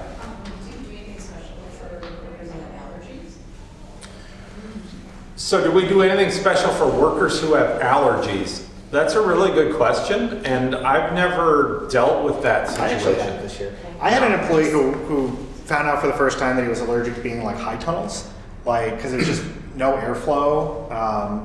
So I think the easiest thing, quite frankly, just from a fair labor perspective is people don't have to work with stuff they're allergic to, so I re-engineer the day basically to keep that person away from stuff they're going to be. Oh, are you talking more like seasonal allergies that people have? Okay, that makes more sense. Yeah. So, I don't know. I mean, I think there's the rules, right? So if you talk to David after the training, the rule would be literally anytime you touch your face, you touch your nose, anything, you should walk all the way back and wash your hands. And I don't want to say you shouldn't do that, but I think there's also the reality of just, especially for your employees, they're not going to comply with rules that don't make any sense to them. So if I tell my employees, hey, literally every time you do this, you got to walk 400 feet back to wash your hands, I know what's going to happen, which is nobody's ever going to tell me when they need to go wash their hands. So I think the reality is just using common sense. I mean, if somebody is literally just sneezing and snotting all over the place, yeah, they can't be working, they got to be washing their hands. But I think the reality is if realistically you want to tell people, hey, if you sneeze into your shoulder like you would in a restaurant, if you really need to wipe your nose a little bit like that, that's going to be fine. That may not be ideal. But I think that versus taking this just from a pragmatic standpoint for me versus taking this super rulesy thing makes a lot more sense. I also, by the way, I pay for my employees Benadryl and whatever if they need it for their allergies because it's so worth it spending $8 on their behalf to make sure people are feeling comfortable and not having issues. Yeah, I mean, hay fever can be a really hard job for somebody who suffers from that. What about you're out there at 8 a.m. Mosquitoes are just thick. What do you do? Well, fortunately, I found a farm that didn't have mosquitoes. I know that's not everyone's case, so I can tell you how to do that if you want to know. Deer flies, head nets, really, because we never allowed any worker on our farm to use insect repellent. It was always head nets or we use those long sleeve shirts. You can get these sticky strips that go on the back of your hat. And they work like gold for the deer flies. My old farm was horrible. And what happens is when they dive bomb your head, they just get stuck on the tape. But we find just clothing choices, same deal, I think make the most sense. There's actually a lot of, if you're certified organic too, there's potential issues with different, mosquito sprays and stuff people might use. But yeah, that's tough. I'd say as a rule for sure, if people are going to use them, they should always be applying them to themselves in the house and away from your pack shed facility and away from the field. And that goes for anything, if you got to grease something like a Zerk on something, you got to put oil in the tractor, those fluids should always be happening out of the field. Not over a bed of spinach. Yeah, or the classic is fueling your tractor in the field. That's bring it back. So you had mentioned washing your hands several times, even with surgical gloves. Could you just wash your hands to rinse off that mud like you were washing your hands but still have the surgical glove just to get the mud off the glove? Yeah, I think so. And keep going. Yeah, I think so. And I mean, I think you can have muddy gloves. I've certainly harvested for hours with muddy gloves. The key thing with any of this thinking is, again, just getting back to deciding what's right for your farm and having a record of it, and then just following what that record says. So if you're going to use gloves, you use them for 2 hours and then you change them, or as soon as one rips, you change them, or whatever it is. Just establishing what the guideline is. And I know it gets a little ridiculous to have to come up with guidelines for a million different things, but in the long run, it's helpful. Number one, because you don't maybe have to be everywhere telling everyone the way things are because you have that written down as part of a plan. And number two, your business, if something were to ever happen, you've got those protocols written down and you can say, no, look, I was actually doing due diligence. We do have a plan for that, and that's what we're following. And that goes a long way for any type of situation. Yeah, and I think for me too, I find it a lot easier if you already know how you're going to resolve an issue before it's come up. So I mean, you'd be amazed the number of like in these food safety plans, we have a brittle glass and plastic policy, right, which is really common. I've never seen anybody break an algae, but like we've got a scenario if something like that happens. And I think what I've also found is, especially some of the rules that get to the point where it's like, I don't know, they need to exist. People aren't always psyched about them. I found it really easy just to be able to lean on my policy. Just go like, look, we might both think it's a little ridiculous. You can't bring, you know, a little glass jar with water into the pack shed, but those are the rules. I'm telling people that's what we're doing, so that's what we're going to do. Right? And I think I found that to be a really easy way, like especially things like hand washing. Just like I always tell, it's about honesty. If I'm telling people this is what I'm doing and they're buying my produce assuming I'm doing it, then we're just going to do it. Right? And it's the same with organic standards. You might not agree with all of it, but that's the way it is. That's what you're saying you're doing, so you do it. Yeah. So that's why I found it to be really helpful today. Okay, so water quality, obviously very important from a food safety standpoint. You're not washing produce with surface water because obviously surface water can have God knows what in it.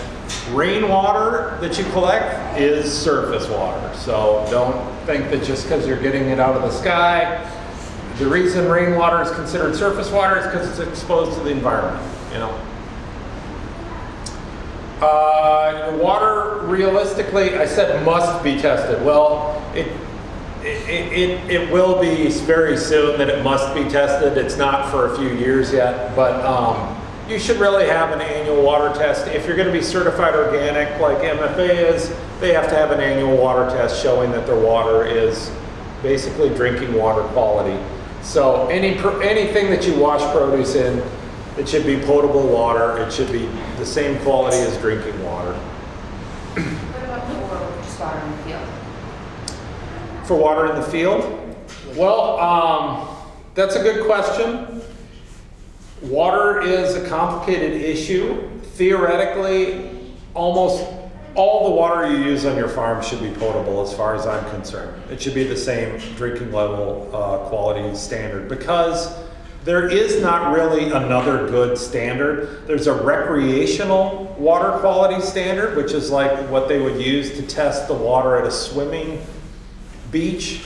You know, they would test, you know, to make sure it's okay to swim in. And that's really not the test you want to be using on your agricultural water. So while there are certain rules in which you could use rainwater or use surface water to irrigate, you would still need to test it. If you have access to a well, I would use well water. Yeah. Pest control. In your packing areas, I'm really going to talk more about the packing areas and not the field so much. Ariel, you know, talked about the deer poop, always a concern, anything like that or other scat out in the field. But in the packing shed where you're much more likely to have pests congregating, really being aware of birds in particular. You know, so this is a packing area out at Hoffa. If they hadn't gone through the effort of putting up a bird net under the interior of this would just be a haven for barn swallows or any other kind of bird that wanted to go in there and make a nest and then be pooping down. They did net all that and it's worked very well for them. Bird netting's not expensive, it's pretty easy to do, so making sure any area that has open access to the outdoors like that where you're packing produce, it's a good idea. If you're packing in an area that's under trees or something like that, it's really not ideal, but if you have to do that, then you can be thinking about how am I going to keep birds from just roosting in these trees and pooping on my washing tables. It's something to think about. Even, you know, you can see this eave here. Well, this eave doesn't have any bird netting on it, so really, in an area like this, you know, you're still going to get birds that are trying to get up in that little edge and make nests. And if you don't want to have to be up there on the top of a ladder poking nests out, doing a one-time very thorough netting of those areas is really helpful. Looking for evidence of pests is a great way to know where you need to spend your time. So if you're seeing mouse poop, you're seeing bird poop, you're seeing whatever, wherever you're seeing that, you know that's the place you need to focus your efforts.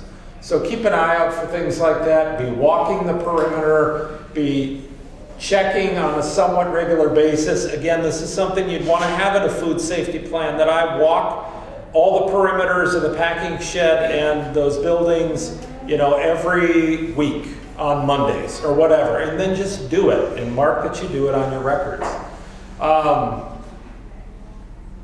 Trapping mice and other rodents is important in a pack shed area. You should have, you know, repeating traps. You're never supposed to use a trap with bait in a packing shed because theoretically you're drawing in things if you have bait. I kind of disagree with the regulations on that. I find that if I put one of those tin boxes that's a repeater trap right against the wall where the mice run, I never catch mice in it. But if I put a trap down with peanut butter on it, I catch mice.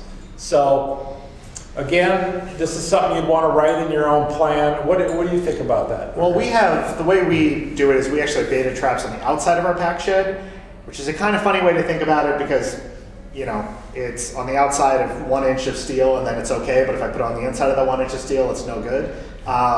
I do think there's some other stuff with, you know, there's potential, do you really want to have other foods in your pack shed? But I think it's really a matter of like what works for you. So I found, for example, in my pack shed, unfortunately, nothing but glue traps works for mice. We just don't catch them with anything else.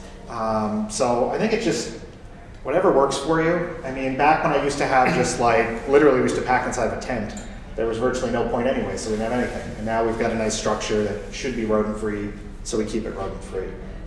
I guess the other thing I'd say is pay attention to what they're doing.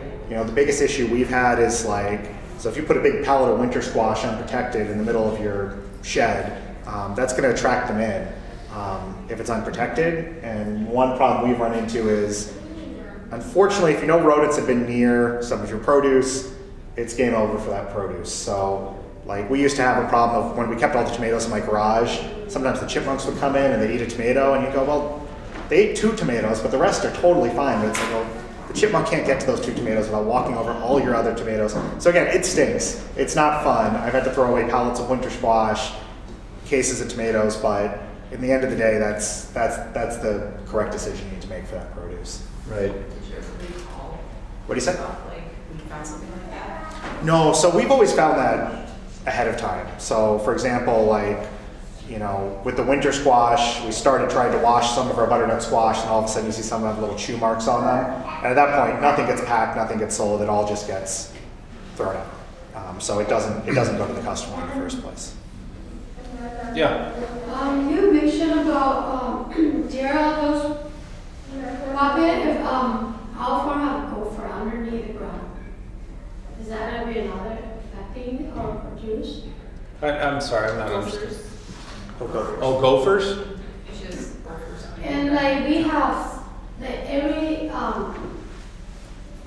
last season we saw like our farm have turkey or duck. Yeah. So is that gonna be like deer too or?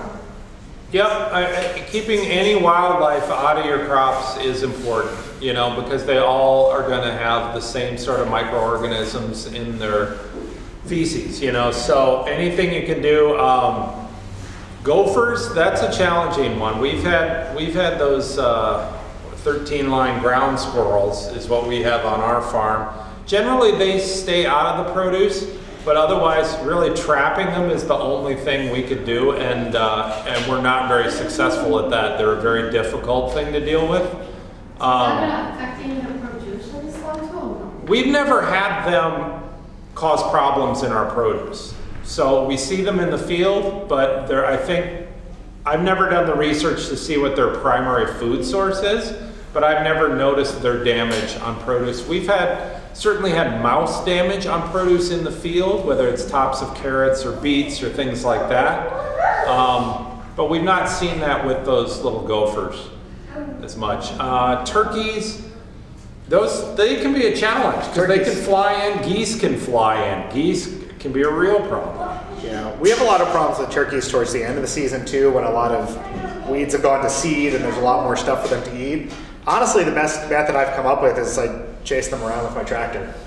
So it's just try to scare them away as many times as possible. But yeah, those are really tough too because they're in a flock and they come back, they're pretty persistent. Right, and Another question? How do you keep the rabbits out? You know, rabbits are, well, you know, it's funny because we've never had a problem with rabbits in our fields. But it's because we have enough area and it's fairly cleanly cultivated that it's not their ideal habitat to be in because it's very exposed. For them to be out there, you know, it's like if you mulch something with straw, then you have mice under that straw. Now you might not have any mice anywhere in the rest of your field, but once you create this space for them where they're protected, then they're gonna be there. So I guess trying to reduce, you know, I mean, if you have a nice little farmstead and you want the shrubbery and the things that go with that, then you're gonna have rabbits, you know. So, back in medieval days and stuff, you know, they have like breeds of dogs that work for like pets, and like there's a rule about you're supposed to keep animals out in your field, but can you like use a terrier or something like that to go in the hole and kill the gopher or whatever, or chase the rabbit and get it?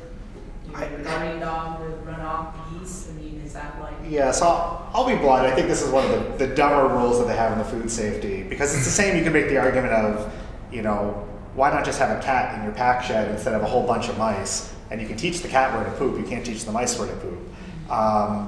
The reality is, my understanding has always been, you cannot introduce any animals. So when I got my food safety plan figured out, and one of my customers who cared, I mean, their first question was, do you have a dog? And where's the dog go? And that's, in my opinion, a very backwards way of thinking, right? Because even if you don't have a trained dog, that dog's gonna scare away the deer, they're gonna chase the birds around. The reality is, this is one of those things where it's, if you wanna follow the food safety plan, the dog can't be in the field. Definitely can't be in the pack shed. Yeah. So I don't think that means that it's not probably a good idea, but that's just how the rules are set up.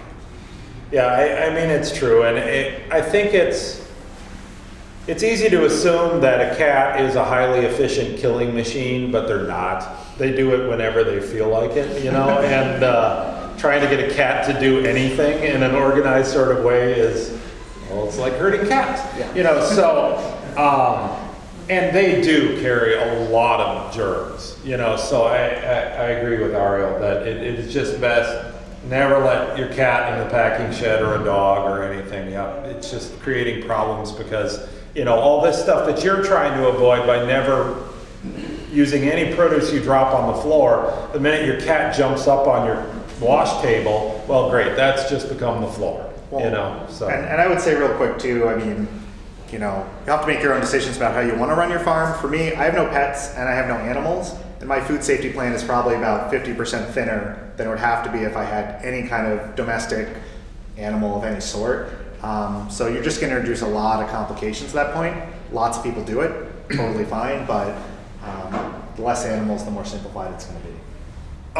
So we've already talked, I'm just going to keep going because we're going to run out of time if we don't speed it along a little bit here, and hopefully have some time for questions at the end. We talked a fair amount about sanitizing already. The one point I wanted to talk about here, especially if you're using reusable totes, which I love, I think they're great, is to just always be thinking about, if you are sanitizing surfaces, they have to be clean before they can be sanitized. You can't, no matter how little dirt is on something, if there's dirt on it, you can't actually sanitize it till you get rid of that dirt. So it's just important to always be remembering and telling your workers that you have to clean things first and then sanitize is the second step. Again, this is something you just want to talk about in a food safety plan, and you want to just follow whatever that says. Just to reiterate on that, do what works for your farm. I would also say the same thing about organic certification. I've always been a fan with record keeping on our farm as far as organic certification goes. I keep the records I want to keep for my farm, and then I make the certifier work with those records. You know, to a point, you can pretty much get away with that. Keep information that helps your farm and your farm business, and make that work for your certifier or your food safety plan. Don't just keep a bunch of records because somebody tells you you have to keep them. It's just, if you have a record you're keeping and you haven't looked at it in a year, you don't go back and reference it from the year before, it's not a record worth keeping. You know? You got anything to say about that? No, I totally agree. And I think don't burn yourself out. You know, when we first started doing food safety, I printed out like 27 different things we were supposed to be filling out every day. And then I think you start to get to this point where you go, well, I can't do all of them, so who cares, we're never doing any of them. Way better to pick your 3 or 4 things you actually need to be keeping track of. So for us, it's like when we made new sanitizer, it's who's visiting the farm, it's did we clean up at the end of the day. And honestly, everything, it would be great if we could keep track of 30 things, but we can't. So we pick the 4 or 5 that matter, keep people consistent with what we have to be doing, and then stick with it. Yeah, and I mean, you're not going to fail a GAP training or a GAP certification if you ended up in that position. You're not going to fail a GAP training or certification because you don't keep a log of the cooler temperature 3 times a day. You know, it's all about risk, and it's reducing risk, and that might count against you if you don't do that, but it's not an automatic fail like finding poop on your stuff in the cooler is or something like that. And again, good record keepings and a food safety plan is an opportunity to train your employees. This is what we do on our farm. Like Ariel said, if you have it written down in your food safety plan, no one's going to argue with you about using their mason jar for their water jug in your packing shed, because no, we have a policy about that, because if that breaks and we can't account for every single piece of broken glass, we've got to throw away all this produce because it could be in there somewhere, and that's a problem. Lastly, so this big beast is the actual manual you get if you go and sign up for a FSMA grower training.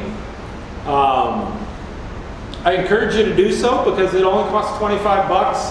It does take all day and it's pretty boring, but there is a lot of good information there. There's a lot of good information in this. The state of Minnesota has quite a few trainings on their schedule. The way you can find out where all the scheduled trainings are is to go to this website, which is run by the Produce Safety Alliance. That's who does this whole thing. That's who the FDA has put in charge of handling it. It's a regulatory thing, but there's a lot of good practices there too. Everybody got that? Who wants to write it down?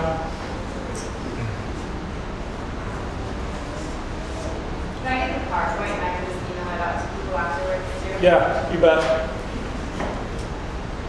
Okay, so it is 7:30. We're going to be done by 8 at the very latest, so we're going to rock through this quickly. Let's do it. Okay. So these 2 slides kind of go together. Know your market and know your customer. There's no point doing any of this unless you know your customer requires it or what they require. Right. So I'm gonna say the most obvious thing, but it eludes many of us, which is if you can't sell it, there's no point in growing. So especially when you're selling wholesale, because your markets are going to be pretty limited to the actual wholesaler that you're working with. At a farmer's market, you get a bunch of funny looking tomatoes, maybe you decide to bring them, maybe people buy them, maybe don't. If you have a bunch of funny looking tomatoes that no wholesaler is going to buy from you, it's not maybe you'll sell them, maybe you won't, you're just not going to sell it. So I think the most important thing, just to maybe be very brief about all of this is, there are a couple questions about like standards, like cracked peppers and things like that. The best thing you can do for yourself is talk to the wholesaler at the start of the season when you actually make your agreement with them and figure out what do they want you to grow. Because we can have these general standards like the booklets going around, but you're going to find there's more variation than you think as far as what people are willing to accept, what they consider good quality produce. And the best thing you can do to protect yourself and know what you're growing is understand, for what I'm being paid, what am I being expected to provide? So if you're selling to a supermarket that thought you were going to show up and deliver 4 times a week and you can't do that, well, there was no point in developing a relationship in the first place because you can't deliver 4 times a week. So the same thing with I've had places I would love to grow tomatoes for that have told me they'll only take tomatoes that look the most round, perfect tomato they've ever seen. I know I can't make money if I can only sell them 10% of my tomatoes, but the best thing I can do for myself is getting that information up front, realizing that relationship is or isn't going to work, as opposed to you get there and you've already grown all the tomatoes, it's the end of July and you go, oh my God, I've got a whole field, which has happened to me, and I've got nowhere to sell them to.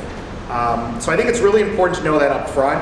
Use what we're passing around in these guidelines as general guidelines to help you out, But like, for example, if you sell to the Good Acre, you're gonna wanna talk to Nick about, or Anna, about what do you think a good pepper looks like? What is the size? Is it okay if it has a crack? Is it okay if it looks funny? Because you're gonna get a different answer from Anna than you might get from Whole Foods, than you might get from a co-op. And the really important thing is, what is that answer, and does it work in your system? Because in the end of the day, it's about what you're growing, it's about whether it makes sense. Yeah, and it's a challenge because you got to throw stuff away, but or compost it or find a different market for it. But so this little handout I passed around is, I wrote these for the Good Acre. These are the standards that the Good Acre is using. So if we're your customer, your stuff has to go along with these standards. And every customer is going to have, they might not have something typed up like this, but they might be able to tell you, oh yeah, we like them in this sort of pack and we like this sort of size. Find out what that is for your customer, because it's going to be different. Every customer is different. And I think the most important piece, again, not to beat a dead horse here, but if you can't make money off of what you're doing, again, that's what's really going to matter here. So if you're dealing with a customer, like, this is amazing, they're going to buy all the peppers I could ever possibly grow, but they're going to require you to throw out 75% of them to get a good looking pepper, it just doesn't make any sense. So you have to find customers that are going to be profitable with your system. Because in the end of the day, I think it can be very romantic to think, hey, I get to sell to X supermarket or Y restaurant. But in the end of the day, if that's not going to work out for you, then you need to know your own system, your own abilities, how your produce looks, and then find markets that actually are going to work for that. Yeah. On the market aspect, if you're brand new and you're starting fresh, where do you start to look for those wholesale markets? Yeah, it's a great question. So I think I'm always a big proponent of try to work with the smallest and most flexible customers you can while you're learning what you're doing. So like when I just said, for example, I sell to school districts and supermarkets and co-ops, I didn't sell to any of those places for my first 3 years. And I'm glad I didn't, because if you're just starting, you're gonna screw up. That's just the nature of the beast. And you don't wanna screw up and then annoy every customer that you're gonna want in 3 or 4 years. So I think a really good place to start with is if you can find food hubs that, like the Good Acre, that are used to working with newer growers and are gonna be more understanding, have somebody like David who might be able to walk you through things. If you could work with smaller restaurants where they're going to be buying smaller amounts anyways, and maybe maybe they prefer not having, seconds grade produce, but no big deal if they get it once, they can just chop it up. I prefer that. So when I first started, the way I found my markets was I literally just started cold calling every restaurant I could find. And it gets boring, and I'm happy to maybe walk you through how I did that, but I think you just have to have some gumption about it. You got to make a lot of calls. You're going to get told no 100 times for every person that says yes. But I would really strongly recommend starting with smaller places that are going to have better communication. If you show up tomorrow at a Whole Foods, they're going to expect that you're already going to know everything we just talked about and 100 times more. Right. And you're going to put yourself in a bad position. Even if they're willing to say yes, you're putting yourself in a bad position because you're not there yet, which is fine. So yeah, I'd strongly recommend small restaurants. I think is a great place for a beginning grower to start off. So things you should know about your customer, you should know what type of a pack size, meaning how many of something goes in a box, what size they like their crop to be harvested at, which can vary a significant amount. So you might have, you're leafing through the Johnny's catalog and oh my gosh, Waltham butternut, I love it, it's just this huge butternut. But if you send a bunch of Waltham butternuts to the co-op, they're going to be like, well, I'm not buying from you again. They can't sell an 8-pound butternut.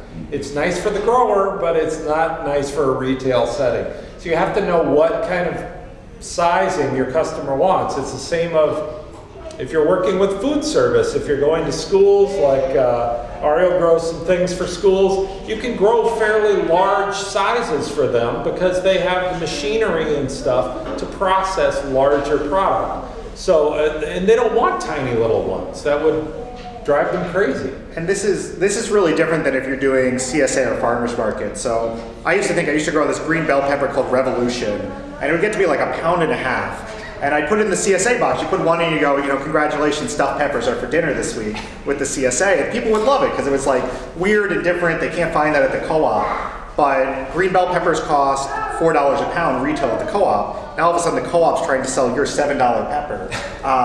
That's not going to go. So, I think if one of your questions too is if you're wondering what things normally look like, start shopping at where you want to sell to. So if you're not normally a co-op shopper, even if you don't have the money to actually shop there, any of my friends know, anytime we go into any supermarket, I don't care if it's Cup Foods, it's a gas station, I make a beeline for the produce section because I always want to see what does it look like in this place. And that'll give you a really good idea. You can see if your goal is you want to sell to the Sword Co-op and you go in and their peppers are all over the place, and you go, okay, maybe the Sword Co-op's willing to have big, small peppers. If you go into Cup Foods and you want to sell to Cup Foods and every pepper is exactly the same size, you've got a good idea of what their grading standards are too.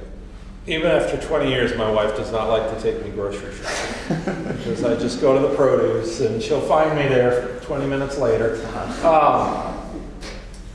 Thinking about how frequently you can deliver something is important for knowing your customer. Some customers want good, consistent deliveries, and that's important. If you can't provide that, that's maybe not the customer for you. A restaurant, again, has more flexibility, especially one that has a seasonal menu and is changing things quite a bit. But if you're going to a restaurant that's not a real seasonal type of restaurant, but just a mom and pop sort of cafe, they're going to want the same thing over and over and over again all summer long. And that can be hard for a small farmer in the climate that we have here.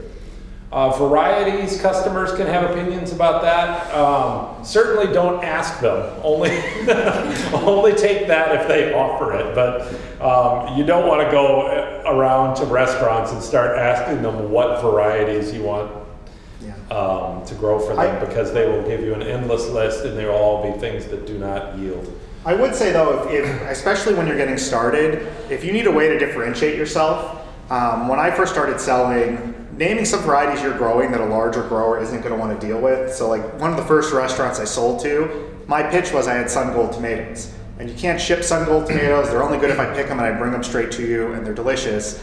And they really only make most sense if you're a small grower. Like at my scale, I'm not going to grow Sun Gold tomatoes, which is all the better for you if you're trying to get into a restaurant or another market. So you can use that both ways. I mean, don't just think about when you're my size or bigger. I think if you're smaller, part of your advantage is you can be more flexible, you can think of unique stuff. Just realize that that's going to open up some doors and that's going to close some doors at the same time. Yeah. I don't think I had anything else there. Yeah, cleanliness, quality, obviously those are important.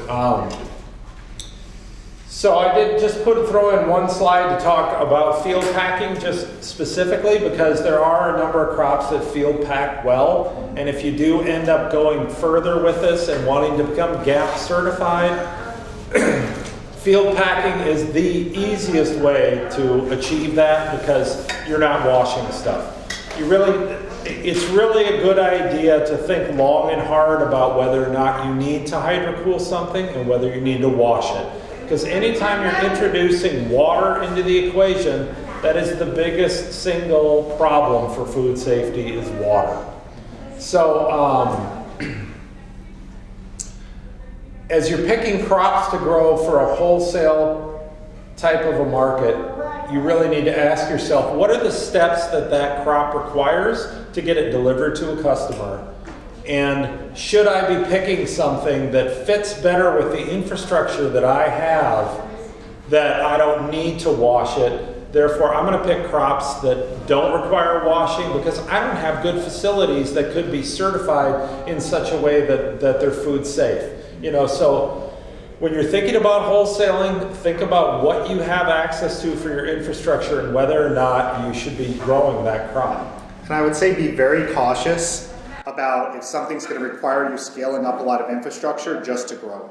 So, for example, if all of a sudden you decide I want to grow a lot of cucumbers and you need a $5,000 brush washer to grow those cucumbers, that's probably not a great place to start. And I just speak from experience of having made that mistake before. Better to start with something that matches your infrastructure, not throwing out a bunch of money, especially at the start. And then as you get there, you'll find out what you're good at, and then you can invest in the infrastructure to grow it. But doing things that require these huge investments up front. I remember one time I thought about buying a punch washing machine, And you literally give it the bunches of carrots and it washes it for you. And the sales guy told me it's only $7,000, and he did all the math for me. And he's like, it literally pays for itself. Right. It's like, it does, but I don't have $7,000. And on a farm, it's kind of dangerous because you can literally make anything make sense with the numbers. But in the end of the day, we're all small operations. We all do not have a lot of resources. So I think about what you do well and what you can do easily. So even, as David mentioned, even if you don't have wash pack facilities, there are things you can grow just fine. Maybe better to start with those than spending $30,000 on coolers and this and that. Yeah. So there's something you are putting packing and you're not like washing it, like you would have to then let the customer know this is like unwashed produce. No. So, It's very common for a lot of things, so you wouldn't have to. So for example, with zucchini, almost any zucchini you've ever bought hasn't been washed.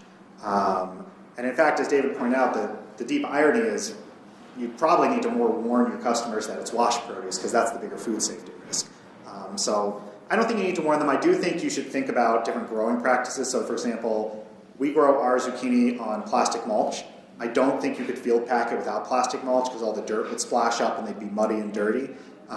So there may be some things where you might want to think through, and if, for example, if you're a farmer that thinks, you know what, I don't like plastic, I don't want to use it, that might not be a crop that you can field pack anymore. So I think there's, other pieces of that equation. Yeah. Do you experience like vertically growing, like zucchini or cucumbers, that sort of thing? Then you totally eliminate all the dirt. Yeah, we don't with the zucchini. It's funny actually, my crew last year was really pushing me to trellis some field cucumbers, and we're going to try it this year. I think at a smaller scale it would make a lot of sense. I'm not quite sure if on a bigger scale with the amount of labor it takes to put everything in. But yeah, I think that's a great point where, it's, again, if you can look at, maybe it takes 5 hours to put in the trellising, but over the course of the season I'm spending 10 hours not washing cucumbers. That's the exact reason people prune and trellis tomatoes. You're spending time early to save time later. So I think that's our last slide. I don't have a thank you. This is the end slide. So we got 15 minutes for other questions. Yeah, and I'll hang just out and leave you too. can, yeah. You've been farming for 20 years? Yeah. How long have you been farming? I have been working on farms or running my own farm for, I think this is year 9 or 10, but this is year 7 running my own farm. So the first year I incubated on another farm, like I imagine a lot of people in MFA are doing similar situation, and I've been running my own farm for 6 years now. What is your income versus expense ratio? Yeah, it's low. So this is a great question, and I actually think me and David talked about this a little bit. I've asked everybody I can, like, what's a normal profit margin on a farm? And nobody seems to know the answer. My profit margin has hovered somewhere at or below 10%. I would caution that I think on a smaller operation it would be quite a bit higher. For me personally, the reason it's been like that, without giving you my whole story, I got started real quick and I got a lot of opportunities to move into these really big wholesale markets, and I felt like I had to take them. That meant taking out a lot of loans so I could buy bigger equipment and grow really quickly. So for example, last year was literally the first year I've ever not doubled the size of my farm year after year. So that meant that we're now paying off those loans. So we've got a lot more money going into paying that off, which brings the profit margin down. So I've been around 10%. The number I've always heard is between like 10 and 30% is a reasonable profit margin to think about, but 30% is probably a lot closer to David's type of very mature operation versus my type of kind of classic like growth phase in the business operation. Yeah, I think that's true, but I think farm finances are a very complicated topic, and you have to consider, like, when you say your margin is 10%, does that mean you've paid yourself a salary and then you get to that 10%, or is that 10% the salary you pay yourself? Because then your margin is actually zero. And then there's all the, this is the particular interest of mine is this kind of question. And the thing that I get frustrated about in these discussions is no one ever takes into consideration the return on the investment they've made into all the infrastructure in their farm or their buildings or their land or anything like that too. So that's all money you've sunk in it's doing something for you, but is that returning anything to your operation too? But that's a big complicated issue, but that's just my. So on top of his question, what recommendations would you have instead of farming? I mean, in a very earnest answer to that, I would just say, you know, I can look back to having started farming again and how I would have restructured my business. I was working forwards, as in I was just kind of doing whatever I did, then figuring out how to live off of the amount of time and money I was making. I should have worked backwards, and I should have gone, how much time and money do I need to be happy in my life? And then what business is going to help me accomplish that? And I think that's what I hear from a lot of farmers, and that's what I feel for myself. So that's kind of the turnaround I made in my business now, is thinking about, okay, if you're somebody that's truly 100% comfortable living off $20,000 a year for the rest of your life, structure a business that'll make sense for that.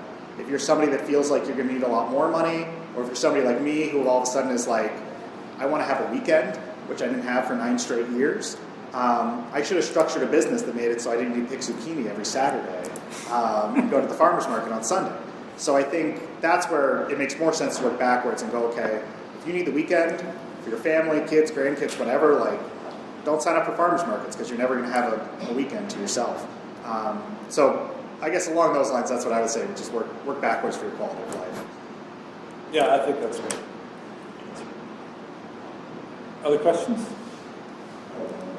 You guys farm any other places other than Minnesota, Wisconsin? Any other colonies? No, the first farm I ever worked on was in Pennsylvania, but yeah, no, our farm's in, I guess both our farms are in Wisconsin. Yeah. I worked on a farm in Vermont. It was the first farm I worked on, but you know, I've moved farms a couple times. My farm is in the 3rd location that it's been, but I've never farmed in like California or any other countries or anything like that. When you look like for financing, did you put together a farm plan, salary, resources, you have resources used to help you put all that together into good financial projections? So if you're applying for credit, if you're applying for a farm loan, I got my loan through the FSA. The FSA has a lot of preset forms, and places like the Land Stewardship Project, they had a lot of the resources I ended up using through the Farm Beginnings program. But yeah, I would say the FSA requires a mountain of planning and paperwork and stuff. Yeah, but yeah, no, I did a lot of that over time. But I didn't apply for financing. They tell you that we need this. Yeah, yeah, and then the LSP will kind of tell you what's the more reasonable version of that you can make, because they have these forms that are more meant for like corn and soy farmers and big dairy